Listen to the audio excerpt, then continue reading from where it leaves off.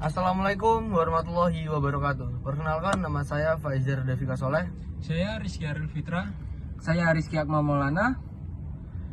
Halo teman-teman semua, selamat datang di podcast kami pada hari ini. Semoga kalian semua lagi santai ya dengerinnya. Karena hari ini kita akan bahas sesuatu yang dekat banget sama keseharian kita. Nah, betul banget, kita bakal bahas sesuatu tentang perilaku konsumen. Pernah nggak sih kalian tahu kenapa kita memilih satu produk dibanding produk yang lain? Atau kenapa sih ada orang yang lebih suka milih barang branded, sedangkan ada juga orang lain yang lebih milih yang sederhana tetapi lebih fungsional? Atau bahkan kita beli sesuatu cuma karena lagi tren ya?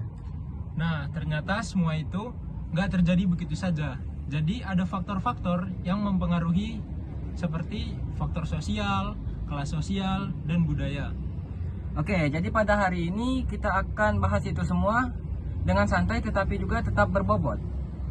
Yuk langsung saja kita mulai. Jadi yang pertama kita mulai dari pengaruh sosial dulu ya. Oke, jadi secara sederhana, manusia itu kan makhluk sosial.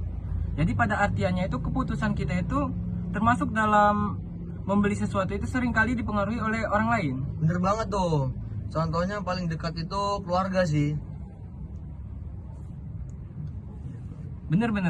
Karena keluarga itu kan adalah suatu pengaruh yang paling kuat. Dari kecil juga kan kita udah terbiasa dengan pola konsumsi tertentu seperti ya merek makanan atau kebiasaan belanja. Nah, itu bisa ke bawah sampai kita dewasa tanpa kita sadari.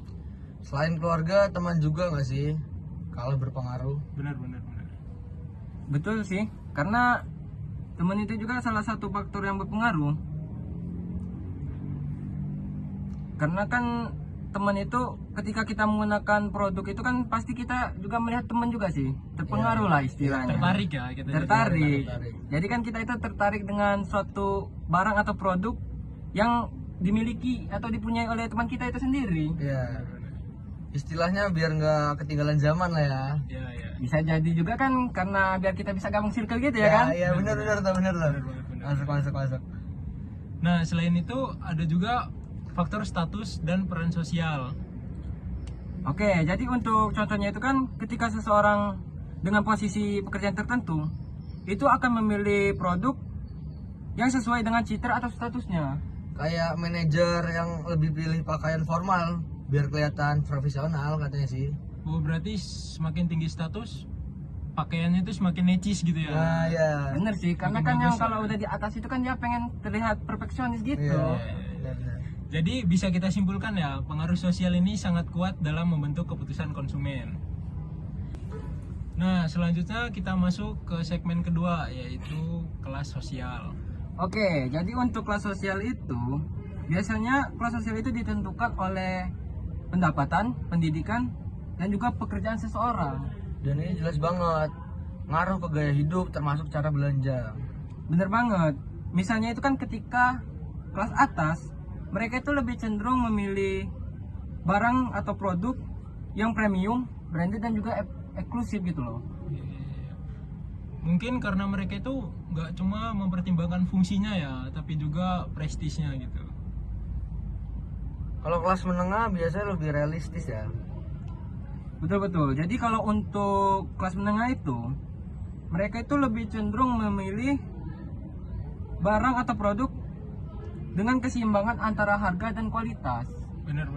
Dan ternyata kelas menengah ini mereka itu lebih selektif sebelum membeli barang. Sementara kelas bawah sih lebih fokus ke kebutuhan utama dan harga yang terjangkau. Betul sih. Ya, untuk contohnya itu kita bisa lihat dari pilihan tempat makan. Ya, kadang ada yang memilih restoran mewah itu cuma untuk pengalaman doang.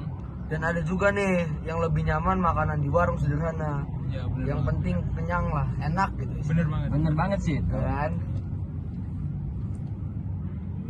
Nah, itu semua itu wajar karena disesuaikan dengan kondisinya masing-masing. Jadi nggak bisa dipaksakan loh kalau Yeah. yang ekonominya rendah makan di restoran mewah, begitupun benar. sebaliknya ya kan. Nah, selanjutnya kita masuk ke segmen ketiga, yaitu segmen budaya. Oke, jadi kalau untuk budaya itu sendiri, budaya itu adalah nilai, norma, dan kebiasaan yang dianut oleh suatu masyarakat dari cara mereka bertindak gitu loh. Mungkin tuh biasanya dari ini ya apa, turun temurun mungkin kalau Iya. budaya kan. Dan ini pengaruhnya luas banget sih menurut saya. Bahkan sejak kita kecil juga ya udah ngaruh banget tuh. Benar.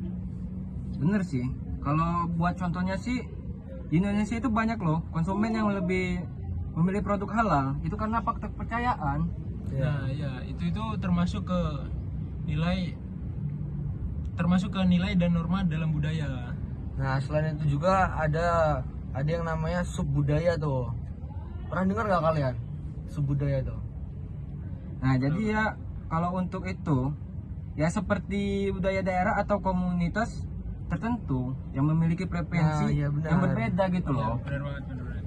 Misalnya kan kayak dalam mereka memilih makanan atau juga gaya berpakaian kan, Iya. yang nggak bisa kita paksakan. Bener sih. Dan sekarang juga ada pengaruh tren budaya modern tuh. Ya, kalau mau kita ambil contohnya itu ya tren hidup sehat itu loh. Yang mana banyak itu orang yang mulai memilih makanan sehat, atau itu ada juga yang rajin olahraga gitu loh. Benar. Nah, jadi budaya ini benar-benar membentuk cara pandang ya dan keputusan pembelian konsumen gitu loh. Nah, dari semua pembahasan tadi kita bisa melihat bahwa perilaku konsumen itu dipengaruhi oleh banyak faktor. Mulai dari pengaruh sosial, kelas sosial, dan juga budaya. Jadi kita nggak cuma beli karena butuh, tapi juga karena pengaruh sekitar ya. Nah, bagi pelaku bisnis, memahami hal ini sangat penting untuk menentukan strategi pemasaran ke depannya. Oke, sekian dari podcast kami. Ya semoga kita semua mendapatkan manfaatnya lah. Ya, semoga apa yang kami sampaikan bisa membawa kebaikan untuk kita semua. Wassalamualaikum warahmatullahi wabarakatuh. Terima See you. kasih.